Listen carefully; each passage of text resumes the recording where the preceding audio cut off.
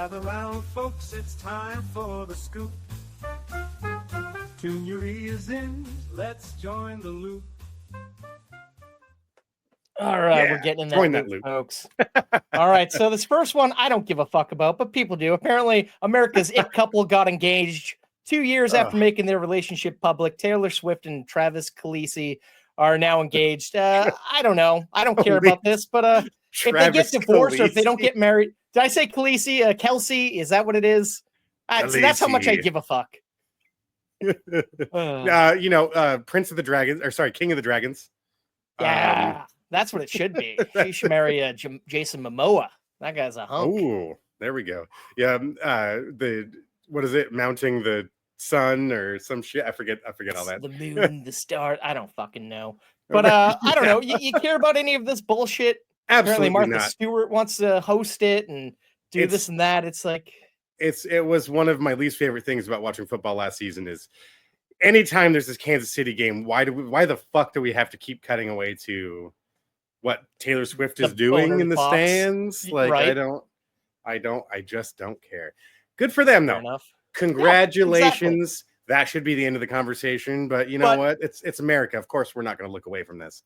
So I'm excited, though, because if they don't get married, they do get married, they get divorced. He's going to have like years worth of songs to write about how terrible things end. Oh, the eventual divorce is going to that was the joke we had at work is this wedding may cost $10 million, but the $100 million she's going to make on album sales when their eventual divorce, she's just going to be doing good. Killing it.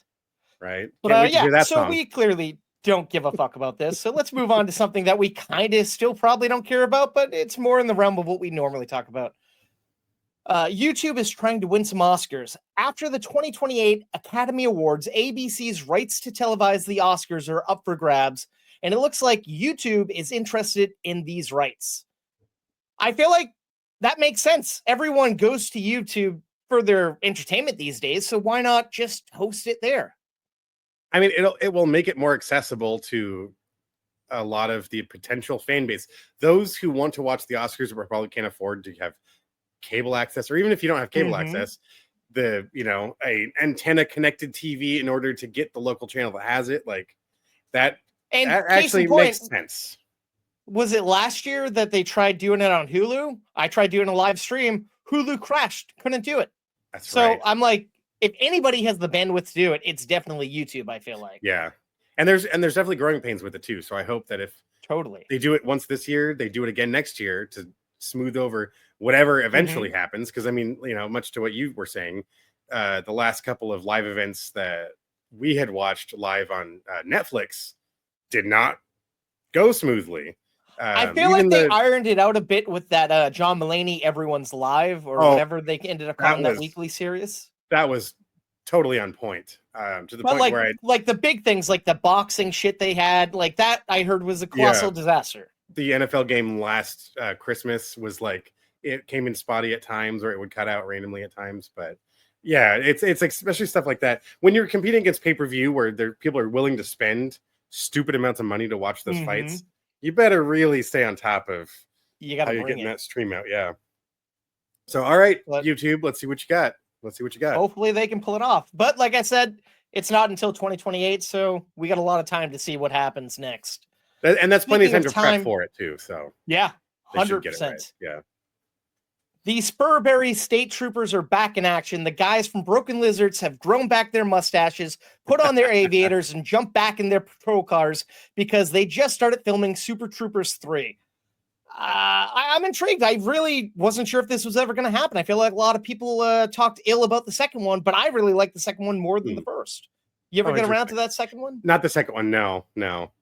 Although I did see that post go by of the cover page of the script for Super Troopers 3 that they had posted. And then if I'm not mistaken, didn't you get to intern for these guys in college? I did. That was my very first internship. Yeah. Oh, dude. Awesome. Yeah, that's right. Okay.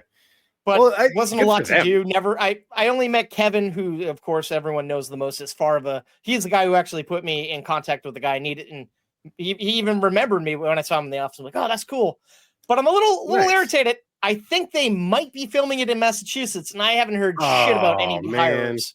I'm like, because I reached out to one of my PAs a while back from a previous show, and she's like, "Oh yeah, I'm trying to get on Super Troopers." I'm like, "Oh," and I tried emailing people that I knew over there, and I'm like, nothing. And like I thought I saw the guys talked about like Massachusetts Fire Department, and I'm like, oh, and interesting. I don't know. I'm just to see they're doing a third one, but what fans really want is is another beer fest or pot fest. But I guess you got to make what's being greenlit, I suppose. Interesting. I'm surprised they haven't gotten back to a lot some of those flicks. Like it just seems like it would make sense. But I mean, why not? Why not? Yeah. You know, Super Troopers is the one I feel like the tentpole title they are known for. So.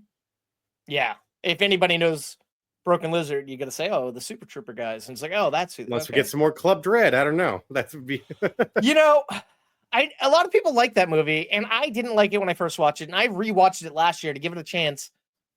It was as bad as I remember. Yeah, it's like it was only okay. I was never thrilled with it either, but it's one of those like I'm surprised they haven't ventured back into horror, you know, one more time. But I mean, from their standpoint, I did read Jay Chandrasekhar's book, Free Mustache Rides. They essentially gave them freedom to go live at a tropical resort for a couple of months and make a movie. You go. So, yeah, I get why wouldn't you want to do that? But unfortunately, the movie just wasn't as good as I had hoped. But yeah, but something that we both are kind of intrigued by, we've been talking about a lot lately. Ryan Gosling has finally entered the cockpit. Star Wars Starfighter has finally begun filming, and 3 new cast members have been announced. Amy Adams, Aaron Pierre, and a young actor named Flynn Gray have joined the ensemble. Rumor has it Flynn will be an important part of the movie, and he might be delivered to Rey by the end and being trained as a Jedi. But I don't know. How do you feel about Amy Adams and Aaron Pierre joining the Star Wars franchise? I feel bad. I'm not recalling Aaron Pierre off the top of my head. Of course, Amy Adams. Yes. 100%. Oh, I think you'll like it. That's a great entry. Rebel Ridge. Lanterns. Oh, yeah. Oh, shit. Yeah. Oh, wait. Oh, dude. Oh, totally. Yes. That is the type of attitude and just fucking like stone cold badass air about him. And those eyes, man, they just pierce you. That is whether he's playing a Jedi, a starfighter, a bad guy, who knows? But whatever he does is going to be intense. That's a guy I could see behind the yoke of a piloting something and doing some badass like dogfighting or some shit. Like that's cool. Yep. Yeah. I've only been excited for this. This was, I mean, way back when they first announced this. I was pumped for it. But it was also when it was rumored to initially be a Rogue Squadron movie, which that could be its own that's separate still thing. in development, supposedly, like all the other movies. Which, all right. Yeah. But hey, so I want to see some dogfighting. I just want to see some outside the Skywalker storyline. And that's why I'm a little afraid we bring Rey into this. Like, it's supposed to be its own standalone thing. So I'm hoping that's just a rumor. Because, like, let's keep it its own thing. Like, Rogue One, perfect, one and done, prequel series, everyone loves. But you still got a taste of the Skywalker, like, world. I mean, we still saw Tarkin and Leia. We still saw, these linchpin characters. I guess. I don't mind. Vader. She's, like, at the, like, literally the last scene.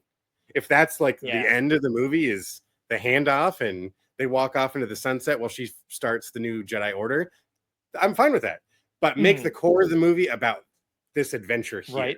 You've proven time and time again. What would you want to see Amy Adams doing in Star Wars? Because, like, I don't want to see her just play a mum or something. I want to see her doing something badass. I don't know about you. She could be a pilot. If this is Starfighter, I want to see some starfighters. I want to see pilots. Yeah. I want to see crew.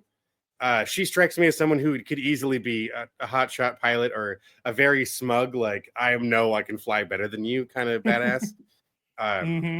Yeah. I don't definitely not someone regulated to the background.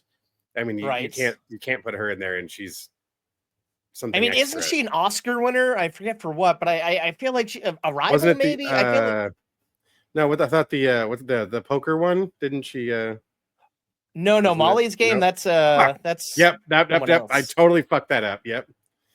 But now I'm like, maybe she didn't win. She was nominated. Let's see. American Hustle. Did she get something? Yeah, she was an American Hustle. Yeah. Like, well, she's been either way, she's been nominated 2, 4, 6 times, so she's got the chops. Oh yeah, there's no doubt about that. No doubt about that. And she has a little cameo in the Pick of Destiny in the Master Exploder scene. She's one of the people in the background, and it's like I guess that's right before she blew up. So, I don't know. That's great. Oh man. All right. Well, this next one really intrigues me here. Jason Momoa is about to kick some ass on the open seas. David Leitch will be co-producing and directing a movie called The Pirate. It will be co-produced by Aquaman himself, Mr. Jason Momoa. This movie is described as the raid on a pirate ship. Oh, okay. I Can't mean, say any more. Like, right. what? I'm intrigued. Now, unfortunately, I feel like that has been tossed around too many times since the raid has been True. released. But I feel like the Momoa, closest we came pirate was ship? Dread, maybe. yeah, those, yeah, and like it's, yeah, no, totally. Carl Urban's version of Yeah. portrayal of Dread was just wonderful in that respect. But yeah, I know you've got great components. Those Mhm. pieces added together, especially with him as a producer, I feel like that early on hopefully implies it's not just to get a bigger check, it's investment into the story and the creation of the film. So And that's the thing I never knew about Momoa. He was recently on Will Internet, Jason Bateman, and what's his name's podcast, Smartless. And apparently he's been producing and making his own stuff for a while. Like after Game of Thrones, it was hard for him to find work. So he just kind of threw himself into that type of stuff. And I'm oh like, wow. it sounds like he Interesting. hustles hard, man. Yeah. Well dang. And All right. yeah. I would check that out. It's especially Right? with the the upcoming eventually Disney doing more pirate stuff. Like I want to see Mhm. something if this is a little harder, a little edgier, a little more R-rated. It's the life of a swashbuckler is not for the faint of heart. Not at all. That would be cool to see a really gnarly visceral pirate movie. Mm.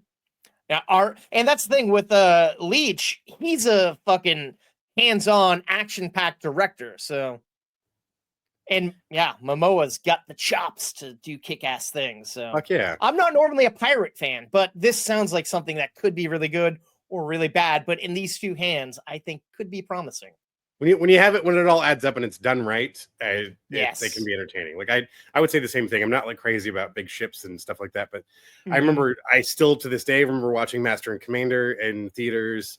I let that concept of the ship battles and made just that very intense, up close and personal sort of interaction. I want to see that on the big screen. So Hell yeah. best of luck, you guys. Go kill it. Right? All right. Peter Farrelly is making a Rocky movie starring Al Pacino, kind of. All right. So, Oscar winner director Peter Farrelly is directing a movie called I Play Rocky. It's a biopic about Stallone pitching Rocky around Hollywood and trying to get it greenlit with him as the star. And it looks like yeah. they've hired a young actor named Anthony Ippolito to play Stallone, which is interesting because Anthony played Al Pacino in the series The Offer, which is also about the making of a movie, The Godfather. Oh I feel like damn. this is an That's awesome. interesting Yeah. Premise. Yeah, I would absolutely love to watch this because how many times in the history of Hollywood has that ever happened? The writer of the script going out pitching to get the movie made and saying, "No, I want to star in it and I want to direct it too." Mhm. Who the And fuck gets that deal? they were offering him large quantities of money that could change his life, but he had such a distinguishable look. Nobody wanted to hire him, and he stuck to his guns. Yeah, that never works. Sylvester, can I call you Sylvester? I can't understand a goddamn word you're saying. I think we should be. Whoa. Well, I think it's fine. I can do it real good. I'm Rocky. Yes, you quite literally are the character right now because I have no idea what the fuck you're saying. I'm a method actor. I'm the character all the time. But if anybody, if out there listening or watching, if you've never seen The Offer and you have Paramount Plus, like I hate The Godfather, but this show was just fantastic. Watching the hectic craziness that went into Nice. making that movie. And Nice. the fact that this guy has played Al Pacino and now he's playing Stallone, two completely opposite guys. I don't know. It sounds like a challenge, but hopefully I this would kid love the could do two it. of them, Pacino and Stallone, to just be like, this kid Do we really think this kid is like us? That's too funny. And it's funny because last episode 221, we were talking about recasting Noah Centineo as a young Rambo. So it's like clearly something's in the air. Another movie he wrote and starred in. It's like, hey man, with people are looking for a fresh young Stallone, I think, these days. I think with Tulsa King and like when we had cable on in the background in the hotel room. Expendables movies keep getting replayed on cable all the time. The guy is still like right there. In the relevant media. I get it. Killing it. He can't, I mean, let's be honest. He can't keep doing all of this stuff all the time.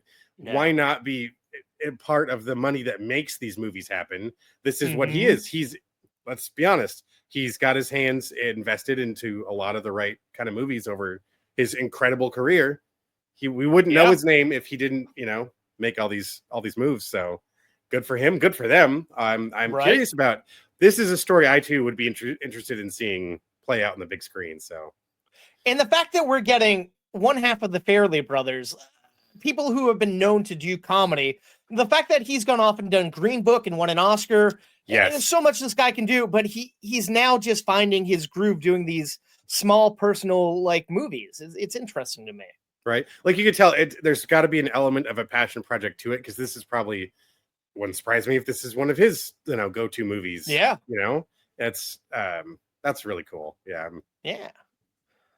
I'm all looking right. forward to it. Yeah, man. Well, step aside, Joker. Mr. Fantastic will save the day. Back in 2024, Todd Haynes was making a gay romance film called De Noche. It started production, but the star of the film, Joaquin Phoenix, never showed up to set, causing production to shut down. But now it looks like the film may not be dead after all, because Pedro Pascal has taken over the role of his Eddington co-star. That is Eddington co-star vacated. Like, I feel like this is a totally different take, Joaquin Phoenix to Pedro. But it's interesting to see that this movie everyone assumed was dead because a big star like Joaquin walked away. But now bringing in the new It guy, I don't know. I'm intrigued. It probably good for them. Let's be honest. At the end of the day, that's probably going to get more people in seats. Getting Pedro in there. I mean, no offense to Joaquin, he's a very talented actor, but he's kind of he's a little eccentric, for better for worse. But he brings that to the screen when he commits to a role. So I'm sure wouldn't surprise me if we find out he saw something else he'd rather do, and we'll hear about that down the road. But let's be honest. That's the interesting thing. You're trading out Joaquin for Pedro, a higher in demand, very specific. I don't know. I feel like more people. You're not losing. Right? Like you're moving up a peg, I think, in most people's books. Yeah. But, both extremely talented. Both totally. can carry their weight on the screen. But like you said, he's the it guy right now. Mm-hmm. Ironically enough, I'm not tired of watching movie season because at least he has a broader range of actors he can play compared to some. There's so much this guy can play, and it's convincing and believable. It's like, all right, cool, keep doing your thing, Pedro. 100%. Until you want to just take a break. Right. Well, speaking of breaks, it looks like break time is over for Gandalf and Frodo because they're reuniting. Recently, while on stage at the Lord of the Rings panel in London's For Love of Fantasy convention, Sir Ian McKellen has announced that Frodo will return alongside Gandalf in the hunt for Gollum. Awesome. I'm still not sure where this is going to take place. I assume it's going to take place in between Fellowship and Silmarillion. I don't know, any of them. But how do you feel about bringing back our two returning characters? I mean, we're getting more characters, I think, too. But you think they'll de-age these characters or keep them the same? Or? That is a good point. I lost my timeline there for a second. You're right. It has to be between probably the Two Towers Fellowship and Return of the King. Or Two Towers and Return of the King, because you need to have them already. Wait, no, this is confusing. Frodo, hold on. I have met Gollum. It's like, how much story is there? Yes, I mean, we always saw Gollum in the background, I guess. Is it going to be like take place during one of the movies? Like, or I the don't- whole trilogy, maybe. I don't know. because I didn't follow through reading all the books because I got to be honest, Lord of the They're Rings pretty got hefty. super dry, and I have to give him another shot one day. I'd love The Hobbit, but Oh yeah. yeah, Fellowship was for some reason just didn't bite me the same way.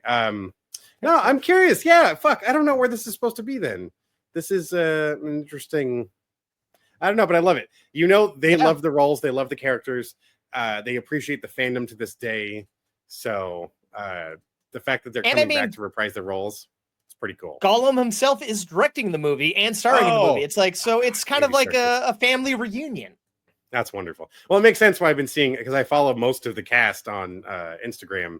They've all been posting old photos from when they're back on set of Lord of the Rings back in the day, and it's funny to just see how baby faced they all looked. I'm like, oh yeah, I guess it was 25 years ago. God, I remember opening night for each of those movies, midnight releases, like yesterday. It's so crazy. Good times. Good times. Hell yeah.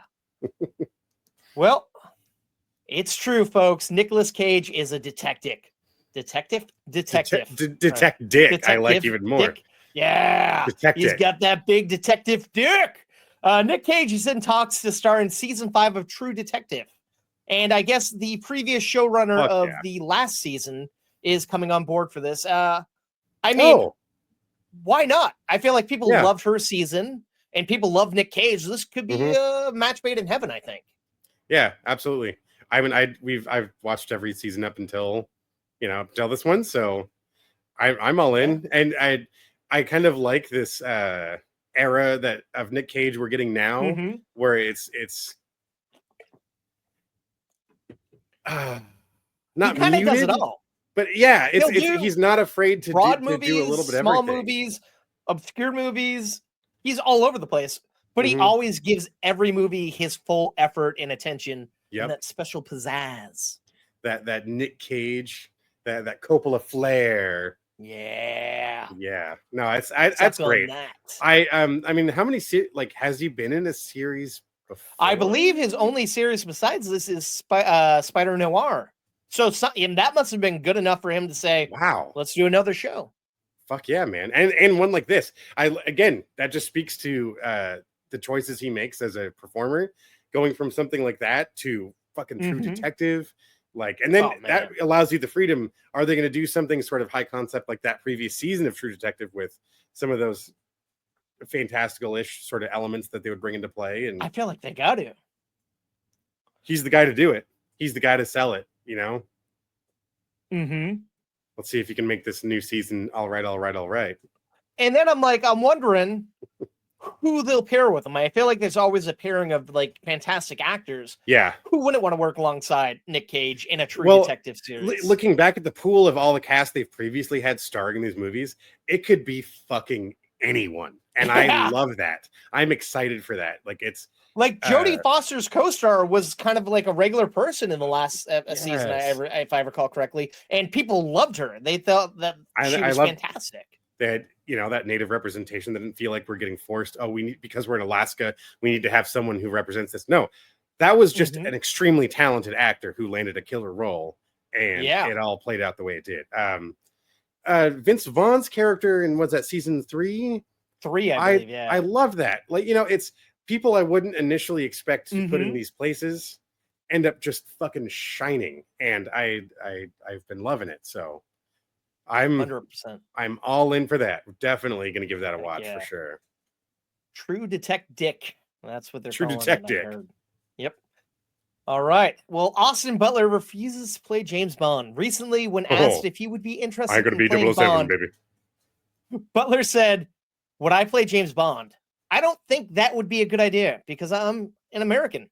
I can do an accent, but that would be kind of sacrilegious." So it's like, but I can only do one accent, baby.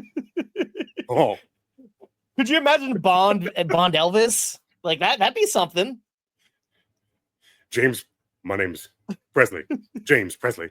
Oh. Which is ironic because don't they have an animated Elvis Presley spy show on Netflix? I think I tried watching it. I'm like, not for me, but Fuck. interesting concept. I wouldn't doubt it, but that just kind of sounds like R-rated Johnny Bravo at that point. So that's Pretty just- much, yeah. And his That's what he should sidekick is do. his monkey in the show. Live- I don't know why I didn't finish it. And Who I looked- think Matthew McConaughey, I think, is Elvis in the show.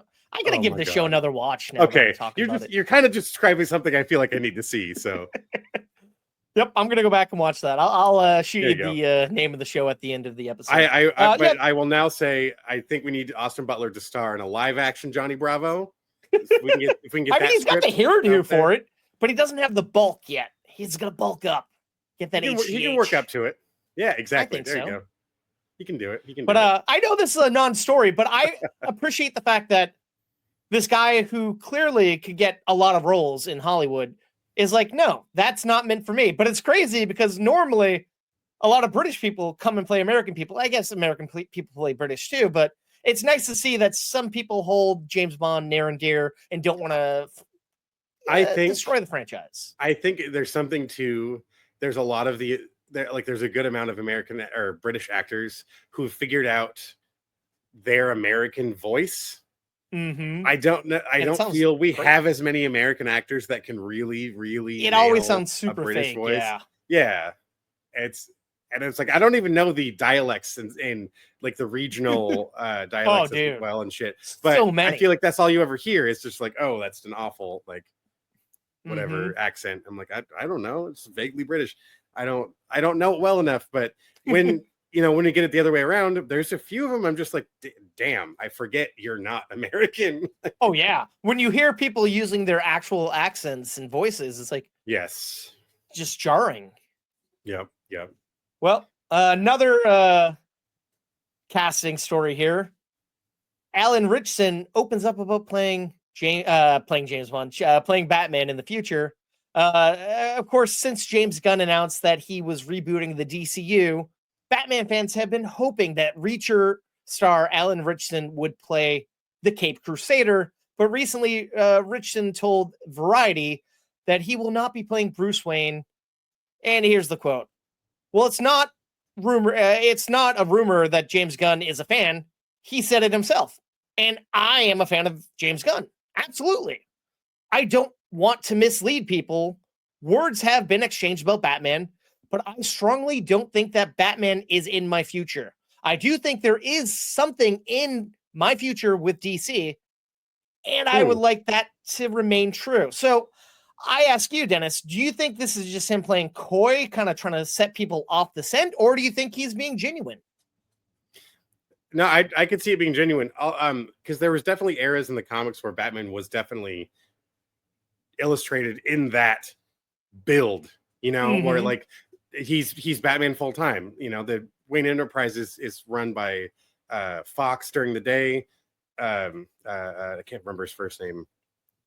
Lucius? Yes. So it's like business is getting run. His focus is on doing his Batman work, so he's gonna just be fucking built. Yeah, check in. But what would be funny though is if it's actually because he's a villain in the Batman universe. Ooh, if that I he's could see Bane or too. something, maybe? If he's like a true to form Bane. What about obviously Croc? Clayface is kind of already They just started spoken production for, recently. So Killer Croc would be cool. Maybe we do a crossover with the Superman catalog and he's Solomon Grundy.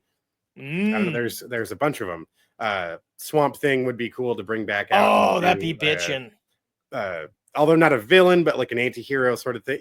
There's so many things like the big stature, muscular characters that would totally fit him in this Yeah. world. So I wouldn't doubt it. And I'm sure James Gunn's they've already settled on whatever it is, of course. So the speculation is the fun part though, right? So Yeah. And do you think this leans more towards the fact that maybe, just maybe, Pattinson might actually be the Batman in the DCU? I kind of hope so, but I get why they want to keep do separate stories and stuff. Yeah. But that keep it would be fresh. cool. Where it turns out he's a villain from Pattinson's world. He's another gangster from that version of Gotham. Because there's plenty of them left. A lot of people like to highlight these super enhanced sort of villains when his Batman's Rogues Gallery is full of criminals, like obviously Yeah. larger than average, over the top sort of criminals, but like those of you that watched the Penguin series, that style, where it's embellished in that way. So I could see him fitting into the world in that manner. Fair enough. Well, unfortunately, Warner Brothers has hit pause on Mortal Kombat 2 because Warner Brothers and New Line Cinema originally slated the film to come out this October, but it's now been pushed back to May of 2026. Oh, that would have been a nice birthday present. I was looking forward to that. Right? Like, a little disappointed, but I feel Yeah. like October's a weird time to put out a big tentpole movie, and this is like the beginning of the summer season. It could be a good sign. Do you think this means maybe they're doing reshoots, or do you just think they want to get it in the front of a summer audience? It could be in front of a summer audience too, because I could see I that. feel like the trying to- trailer's been getting rave reactions from fans. What I'm holding out hope for is that given this news, it's because let's take our time, polish up these things that we realize some fans may not appreciate. We rushed through, let's be honest. It's about how badass this movie looks, right? Yeah, I'm not one where the effects need to always be like the biggest part of the movie, but for But something they like this, should be it kind pretty good. of needs to. Yeah, it needs Yeah. to look pretty sharp. So I like they appreciate. got a pass with the first movie being mediocre. I feel like they really, if they want to make this a big franchise, they got to put their full force into it. Yes, I totally agree with that. Yeah. It's we've been waiting long enough too, so I can still I can stay patient. We already know Yes. who's in it. What's another couple of I'm months? already Half a yeah year. It's let's go Okay. GTA with it. Like I just yeah. want to know you're doing it right. So please. Yeah. All right. Well, everyone wants to be a cat except for Disney. Questlove has made countless fantastic music-themed documentaries, but he's never directed a narrative feature film. But that was all going to change because Disney hired him to direct the Aristocats live action feature, which would be fantastic because he knows music. And I feel like if anybody could make cats making jazz music fun, it could be Fuck him. yeah. However, since they hired him, Disney's gone through 3 different administration changes and essentially canceled the film. So unfortunately, the Roots star has to find something else to make his featured directorial debut. How do you feel about this? I mean, That's a part too of me is bad. like, I love that movie, but do we need a live action version? But well, not that we would need a live action version, but I'm really curious what Questlove would have done with it, though. 'Cause yes, let's be honest. that's the The intriguing man part. knows the music, and I'm sure he's a fan of the film too, because it's iconic. Yeah. I can still hear the music in my head right now as we speak. But, Oh, dude, it's fantastic music. Yeah, no, it's wonderful. So that's really too bad. I think that seems kind of like it was almost a match made in heaven, but hopefully that means they'll have something else. They'll keep him close for something else, because I kind of miss that era of the Disney movies anyways. I think getting back to the more musically inclined stories were I great. mean, all the music from like your 80s to let's say even early 2000s, people know that stuff. And then for a while, I felt like they moved away from it. But then with Frozen and Moana, I feel like they're getting back They into brought it it, back. but not fully enough yet. They were definitely started to bring it back. But Frozen was a strong step forward. And then I feel like nothing quite hit as hard. Moana came close, but nothing has quite hit the nail on the head since then. When you look back at the 70s, 80s, 90s, the hand-drawn still animated remember. Disney films, people still, They live rent free. People have Spotify lists of just that music. People like it's a thing that we crave and miss. And Questlove could bring fun new music to the Disney universe, I feel like. and it was something they used to do a lot. Like one of my all-time Oh, yeah. favorites, The Rescuers. I believe Karen Carpenter did the soundtrack for that whole movie. Elton So- John doing The Lion King, or Yep. Phil Collins doing Tarzan. Oh my god, that was a good one too. Oh yeah. Yeah, exactly. They have that established history of giving an extremely talented creative musician such as Questlove. I hope they haven't given up on him. They just gave up on the title. So he did go on to say there's like 20 other things he could do. So he could essentially be working till 2030 and still have a lot of movies come out. Yeah. So fingers crossed. Staying in the realm of Disney, Disney wants to get in the anime business. Apparently, they've been struggling to gain interest with Gen Zers, and they realize that anime is beloved as much as sports and music to Gen Z. So they want to essentially bring anime into their fray. Now, back in the 90s, they had a deal with Studio Ghibli, and that went on for 15 years, but they parted ways. And recently, Disney's done things like Star Wars Visions, and they're working on a anime adaptation of their mobile game, Twisted Wonderland.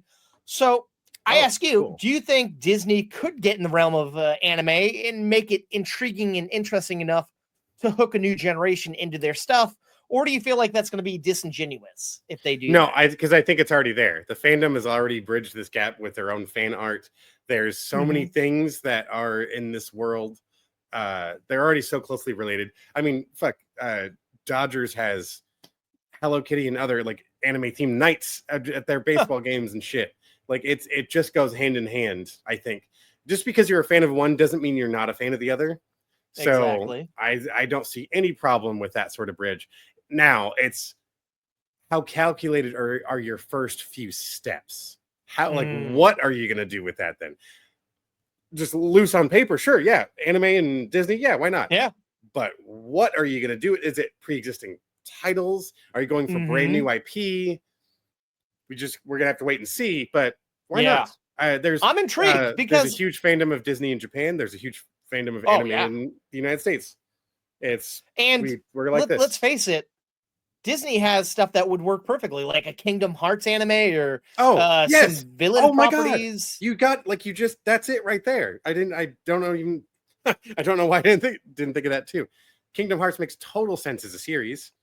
That would be badass. Now, if they do this, I hope that they kind of evenly disperse it. I hope they don't go like, oh, people love Pixar, we're just going to make Pixar knockoffs and just do anime knockoffs for the next 20 years. I hope they kind of do a little bit of everything. Although now that we just mentioned Tarzan earlier, an anime Tarzan would be kind of badass too. I like that. Especially if they go to that style of how he traversed the jungle and everything. And could you imagine what the climax of that Tarzan flick would be like, Dennis? The climax of that Tarzan, yes. Oh man, it'd be pretty intense. Absolutely, an anime Tarzan. Oh god, that'd be badass. Or that, there we go. They make live action versions of their movies. Now let's make anime versions of their movies. At this point, why watch not? It. Yeah, yeah. I don't know. So time will tell, and I hope that they don't let us down here. I say like I'm a Gen Z, which I'm not, but I mean I'm an anime fan. All right, so do that dead pale stare where I just don't say anything. Yes. Or the Gen Z Goonies never say die. A couple of episodes ago, we mentioned that Pozzi Ponzarelli, screenwriter, was working on a script for a Goonies sequel, but we haven't heard anything since then. But he was recently at the Venice Film Festival, and he announced that he's turned in a first draft, and things seemed promising. People liked it, and he's 95% done with the second draft. So it seems like we might actually get a Goonies sequel. What's your gauge of interest in this? I'm curious, but I don't need it. Right? It's like, I feel bad for is it going to be their kids, or are they going on this weird kids-like quest? Because that could be weird and fun. I don't know. It's such a beloved movie too. Yeah, like please don't give me the last fucking Jurassic World movie that just came out, because I don't want to see that either. You know, like it's If we're doing it, then it needs to be something that actually involves the main cast and not just them set back as the kids go and do the adventure while we watch Josh Brolin fucking, I don't know, not do anything cool. Well, that's the thing. I feel like these guys have reunited a lot, and I feel like back when Ki Hong Kwan's last film came out, Love Hurts, they all came back to the premiere, and even Frodo's buddy was in it, and it's like I feel like the love is still there with these guys. So I feel like even by then, Spielberg was already talking to him. Like, I had to have been 100%. we're gearing up for this. No, it's I don't know. As I'm up for it if they're central to the plot and not just regulated Yes. to the background. And while you inject all Mhm. these like group of new kids, either I've maybe heard of a couple of them, and but Yeah. it's why is it the Goonies? Why are they coming back? Why? That's what I'm Right. more intrigued by. Why are they coming back together when we know they their neighborhood is never going to be the same again? They're Maybe that's the thing. Maybe they're coming back. Their neighborhood's destroyed. Maybe the kids of the people they put away are I don't know. There's like I'm intrigued to see what the plot could be. It could go a million ways. that's But I'm with you. I probably- hope they're not just passing the torch to another set of kids. yeah. Agreed. But Agreed. time will tell on that Let's one. see. Trevor Noah has an idea for a movie. Former Daily Show host Trevor Noah recently sold an R-rated comedy pitch called The Island to not Universal, to Paramount. The story centers around two polar opposites, a successful alpha businesswoman and a hopelessly dedicated male high school teacher who are the sole survivors of a plane crash on a deserted island, and the two must rely on one another to stay alive. I feel like we've seen movies like this, but 6 days, to get- 7 nights. Yep, First comes to mind. yeah. But it's like I'm Um, intrigued because seeing this guy who's been behind the news desk, seeing this Yes. stand up, he's got a broad sensibility. He's But super it's- intelligent, super funny. I Mhm. could see him writing a clever script. So And R-rated comedy. That's what really sold me. It could just be a comedy, but Paramount, I think, is starting to take risks. Like they just did the Naked Gun movie reboot, and that was a huge R-rated movie. So I'm Mhm. hoping this could be a sign that R-rated comedies are coming back to theaters. they're taking ownership of some of the gnarliest episodes of like South Park that have ever been released now. Oh, hell and yeah. just I hope this just means they're let's just go for it. It's Mhm. let's no holds barred. Let's just create the entertainment that people want to see without worrying about Yes. offending Karen over there. So let's have it. Right. Come on. Yeah. Well, all right. Let's get into it, folks. Zack Snyder is getting intimate. He is doing a passion project as his next movie. It's called The Last Photograph. The story follows an ex-DEA operative who must return to the mountains of South America in an effort to find his missing niece and nephew following the brutal murders of their parents, who happen to be diplomats. And he is enlisting the help of a washed-up junkie war photographer, the only person to have seen the faces of his siblings' killers. And he sits out, and I don't know. I feel like it's interesting because the quote, I was going to read the plot, but I'm not going to. This quote that Snyder put out going along with this press release was, the last photograph is a meditation of life and death, embodying some of the trials that I have experienced in my own life and the exploration of those ideas Okay. through the image, through image making. And I'm like, I feel like he went too big, too broad with his last two Netflix movies, and this sounds like something kind of personal where he can work out shit that happened and really tore him apart. I don't know. It's Yeah, slightly I like that it's arousing. not let's not try to make it a whole series of things with we're going to give you one movie and then we're going to give you a movie Mhm. that's so vaguely related to that last movie you saw you're not sure if they even have anything the fuck to do with each Right. other. Cool. Yeah. Yeah.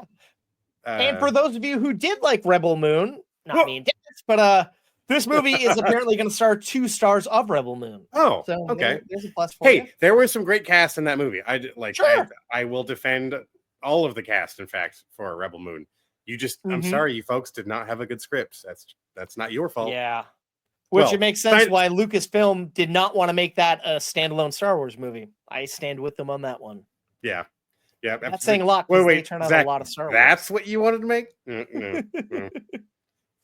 All right. Sorry, Well- Mr. Snyder. The team behind Cobra Kai are looking to revive another 80s franchise. This time they have their sights set on David Hasselhoff's classic TV series, Knight Rider.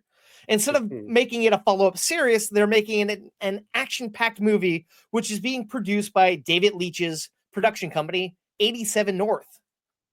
Wait, you said follow-up series. Is this like a Well, continuation? follow up, like kind of in the vein of like how they Oh. followed up Cobra Kai. Sorry. Sure. Okay. Yeah. I was about to say, whoa. Are we getting the Hoff? I mean, how do you make this movie not have the Hoff be in it? But I don't know if he's going to star in He's it. like the grandfather of the latest driver of the new kit. He's making sure like the old Mr. kit still lives on. Mr. Feeney's Mr. still Feeney. alive. Yes. He can still voice the new He kit. can hop in a so voice booth.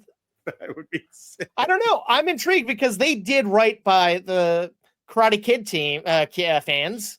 I Yes. feel like Yeah. they could do some fun stuff with a talking check car it out. and a badass. I loved watching that when I was a kid. I thought it was so badass. Right.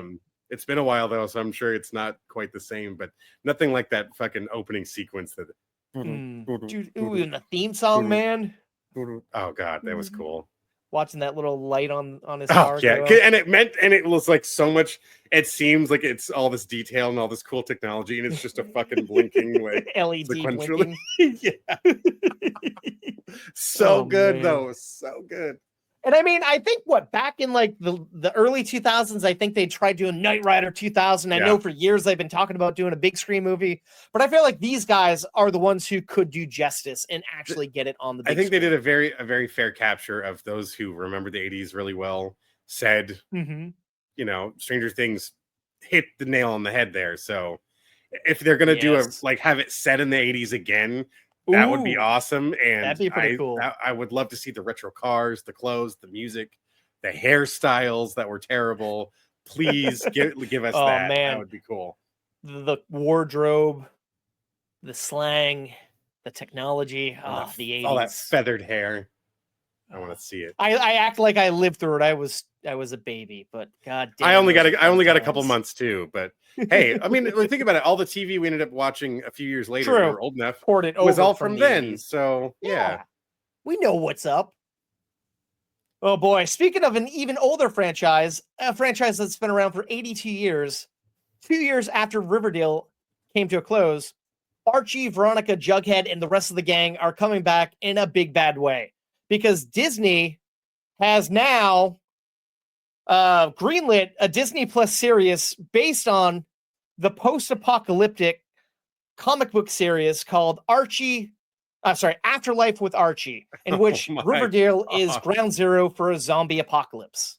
course. And to make it even crazier, the showrunner and creator of Riverdale will be showrunning this. Sure. I'm intrigued. It's a weird concept for Disney, I think. I never watched Riverdale, but from what I understand, the show they had fantastical elements in it too, right? Yes. I only watched the first season and it was more of a drama, but over time I heard they got weird and wacky and mystical. Yeah. But I mean, historically, Archie also they went from their high school, their high school hijinks and shit to like having one shots of like Archie versus Predator and shit like that. So They just did a crossover with Jane Silent Bob and Clerks, and they've done it all. oh yeah, there was. In fact, I remember you and I were at the comic shop. That one that was built into the gas station near Venice or in Venice, where I remember flipping through an issue of it was Harley Quinn and Poison Ivy. Yes, I with remember Betty that, and yep. Veronica. They swap bodies Yes. like Freaky Friday style. I'm like, what the fuck? What am I looking at? But it was so weird, and it was funny. Right. It was genuinely funny.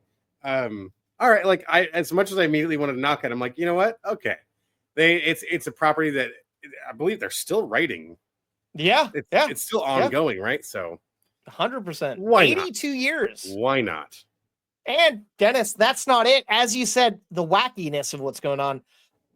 There is also a movie that's being written by award-winning comic book writer Tom King. And the movie is being produced by the producers of the Spider-Verse films, Mr. Phil Lord and Chris Miller. Yeah. I mean, those guys, they get comedy, they get animation. I They am do. highly interested in this. It's the right company. You're right. Like you said, it's the right combination of things. That's that's great. Yeah, I'm curiosity's not peaked, but let's just check it out. Let's see what's Like going you, on. I don't really care about Archie, but I'm like, oh, Archie with zombies? That's interesting. Could be fun. But seeing these guys who have a very distinct comedy essence, I feel like, all right, that kind of peaks it a little higher than and a say if it respect was to the just visual Riverdale. side of the storytelling, because it's movies have been beautiful. I like Yeah. still I still recall you and I seeing that in the theater, the first Spider-Verse in the theater, mind-blowing. like to this day, and that was just Yep. so fucking cool, and it still And is. they brought that comic to life. Think about how they could bring all these years worth of Archie to life in an animated format. Oh yeah. Oh, dude, totally. Yeah. Well, another throwback here. Tom Brady, of all people, is producing a biopic about the days leading up to the 1996 NBA draft, focusing on Kobe Bryant. It's told from the point of view of John Nash, the general manager of the New Jersey Nets, and the incoming Nets coach, John Capilari. I don't know. And it focuses on how they really wanted to get Bryant, even though he had his eyes set on the Lakers. I feel like it's kind of akin to the movie that Affleck did a couple years ago about Jordan and whatnot. But I don't know, how do you feel about that? I'm curious about the story for sure. I'm a little weary of who wants to make the movie, but yeah, because there is no grounds for that to fucking stand on. Yeah, I've won all these Super Bowls, so I'll make a movie. About you? No. About basketball. Okay, you go and do it, buddy. You do what you want. Whatever you say, man. You keep throwing. You don't get sunburned if you drink enough water. All right, whatever you say, buddy. All right, just write me that check. I don't care. No, that would be an interesting story. I know that it's like the lore and the history of Kobe Bryant is still just synonymous with Los Angeles. I mean, you can't drive more than a couple miles without seeing an incredibly done mural of that man on side of a building or park somewhere. The impact is still felt to this day, and they'll never be separate. So you're going to have. He's one of the greatest. I don't even follow the sport, but I know he's up there on the Mount Rushmore of. Now, I mean, those allegations and stuff, not savory, but we'll go back and forth. Yeah, a lot of people can go back and forth. We're not in that zone. We're in the 90s before all that happened. Exactly. So it's I think it would be a very intriguing story to hear, and that would be a movie I'd check out. As long as they don't have to pay Tom Brady any money. As long as he's not getting a piece of my movie ticket, then by all means, I'm going to go check it out. Hell but cool. No, I'm intrigued. Yeah, that could be an interesting story to hear. I agree. All right, we got one more news story here for you, Dennis. Paramount is trying to get the rights to Call of Duty in hopes to make a live action franchise of Call of Duty films. I feel like that's a no-brainer. Okay, there is quite a bit of established story in the Modern Warfare storyline. I'm assuming that's what they're going off of. Well, I don't know. They don't say, but there's all those different generations of Call of Duty games. It's like, which one, or do they want to make all of them into different movies? I don't know. Soap McTavish. Who the fuck else do you want to see but Soap? I wanted that's the guy. I that's who I'd want to see. I don't like. I'm not gonna lie. I play all the Call of Duties. I get them. I don't play the stories. I just go online and get my ass handed to me, and then I get decent enough to kill other people every now and again. Hey, but, man, the single player is worth. It is very rich, and I haven't played the remastered re-release ones, where apparently they did kind of tune up a lot of the cutscenes and things like that. I know Glenn Morshower, I believe, comes back as a villain in one of them instead of being your Overwatch voice guy. So it's kind of cool. Interesting. We love those character, as you know, us Toasties, those character actors we do have a fondness for. Heck yes, sir. So I'm curious to see what that, but it's got to be the Modern Warfare era. But what version now? Because now you've got two different versions of the story: the original Modern Warfare or the remastered story. So I guess time will tell. Cool. But a series, though, right? Like that's the way to do it. Film. Oh, they're looking at films here. All right. Which is interesting because if you look, I believe Paramount has the Halo series, which I've heard mixed reviews on. Yes. So could they be improving their skills here? I don't know. I mean, between that and we got Mass Effect coming around, down to us here. What Mhm. year and a half or so, or Not too something? sure. It's going to Not be a too little sure. bit. Yeah. It's coming down the line though. I'm Fair very enough. much looking forward to that. So I like this. Now that the studios aren't afraid of video game titles, there's a lot of really good stories that can be told. So Mm-hmm. that one makes sense. It's topical. True. So Yeah. give So it a shot. I feel like we'll hear more of this in the upcoming weeks. Oh yeah. But I guess now we can get into